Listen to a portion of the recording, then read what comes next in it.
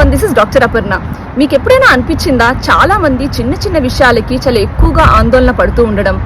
అదేవిధంగా కొంతమంది వాళ్ళ జీవితంలో పెద్ద ఇబ్బందికర పరిస్థితులు ఎదురైనా సరే చాలా ప్రశాంతంగా డీల్ చేస్తూ ఉంటారని. దీనికి ఆన్సర్ ఏంటంటే, ఆయుర్వేదం ప్రకారం మన శరీరం యొక్క ప్రకృతి, అంటే మన శరీరంలో వాత పిత్త కఫ దోషాల యొక్క అలైన్మెంట్ మీద మన బిహేవియర్ అనేది ఆధారపడి ఉంటుంది. యూజువల్ గా వాత ప్రకృతి కలిగిన పీపుల్ ని కానీ చూస్తే వీళ్ళు చాలా క్రియేటివ్ గా ఉంటారు, చాలా హై ఎనర్జీని కలిగి ఉంటారు, కానీ అట్ ద సేమ్ టైం చాలా లోగా కూడా కనిపిస్తూ ఉంటారు.